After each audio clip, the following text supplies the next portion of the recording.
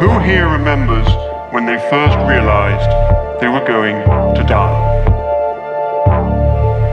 When your sense of self and of time became sophisticated enough for you to realize you were mortal. At some point, all children become aware of death.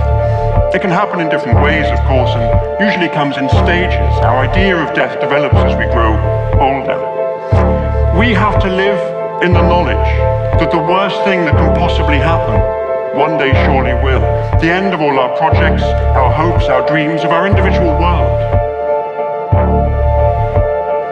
We each live in the shadow of a personal apocalypse.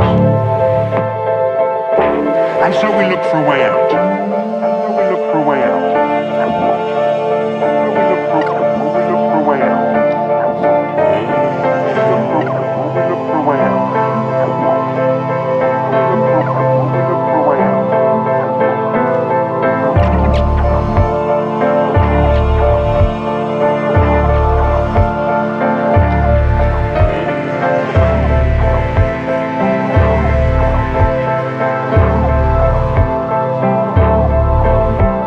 And this thought process that I went through as a child, and have been through many times since, including as a grown-up, is the product of what psychologists call a bias. Now, a bias is a way in which we systematically get things wrong. Ways in which we miscalculate, misjudge, distort reality, or see what we want to see. Reminding people of death biases them to believe, regardless of the evidence. And it works not just for religion, but for any kind of belief system that promises immortality in some form, whether it's becoming famous, or having children, or even nationalism, which promises you can live on as part of a greater whole. This is a bias that has shaped the course of human history.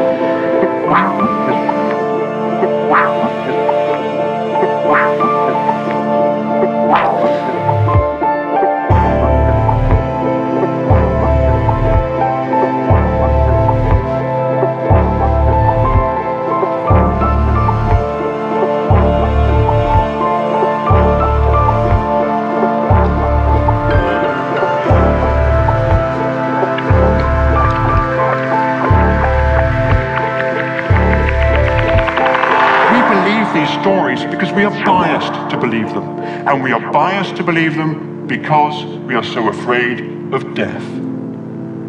So the question is, are we doomed to lead the one lives we have in a way that is shaped by fear and denial, or can we overcome this bias? Well, the Greek philosopher Epicurus thought we could. He argued that the fear of death is natural, but it is not rational. Death, he said, is nothing to us. Because when we are here, death is not. And when death is here, we are gone. Now, this is often quoted, but it's difficult to really grasp, to really internalize, because exactly this idea of being gone is so difficult to imagine. So 2,000 years later, another philosopher, Ludwig Wittgenstein, put it like this: death is not an event in life. We do not live to experience death. And so, he added, in this sense, life has no end. So, it was natural for me as a child to fear being swallowed by the void. But it wasn't rational, because being swallowed by the void is not something that any of us will ever live to experience.